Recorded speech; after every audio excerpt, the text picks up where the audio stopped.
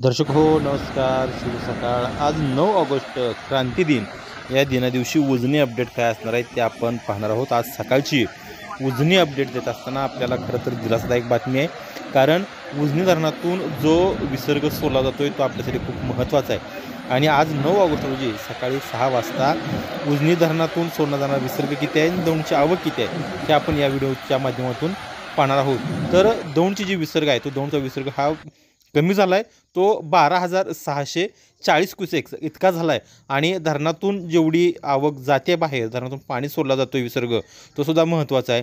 उजनी धरणातून भीमा नदीमध्ये महत्त्वाचा असणारा जो विसर्ग आहे तो विसर्ग हा कमी करण्यात आला आहे, तो केवळ 10,000 क्युसेक्स इतका करण्यात आला आहे, की जो रात्री 6 वाजता 20,000 क्युसेक्स इतका केला गेला होता। मात्र दौंडची आवक कमी झाल्यानं उजनीतून जी आवक सोडली जाते ती निम्म्यावर आणली गेली आहे, तो केवळ आता 10,000 क्युसेक्स इतका केला गेला आहे। आणि धरणाची पाणी पातळी जर पाहायला गेलं तर धरणाची पाणी पातळी आहे ती एकूण पाणीसाठा आहे तो एकूण पाणीसाठा 119.62 TMC इतका धरण आहे। आणि टक्केवारीमध्ये जर पाहायला गेलं आपण तर धरण 104.46% इतकं धरण भरले। त्यामुळे आता पूरस्थिती ओसरण्यास खूप सुरुवात झाली आहे।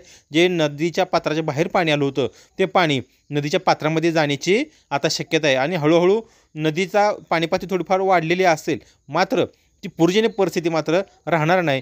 त्यामुळे आता दौंडची आवक कमी झाली आहे, त्यामुळे उजनीतून सोडले जाणारी आवकसुद्धा कमी झाली आहे। मात्र कदाचित पावसाचा जर जोर वाढला आणि दौंडची आवक वाढली तर मात्र उजनीतून विसर्ग सोडणं हे अपरिहार्य ठरणार आहे, तो सोडावं लागणार। त्यामुळं त्या उजनीवर जे काही अपडेट आहे त्या अपडेट पाहण्यासाठी तुम्ही आमचं चॅनल लाईक करा, शेअर करा आणि सबस्क्राईब करा।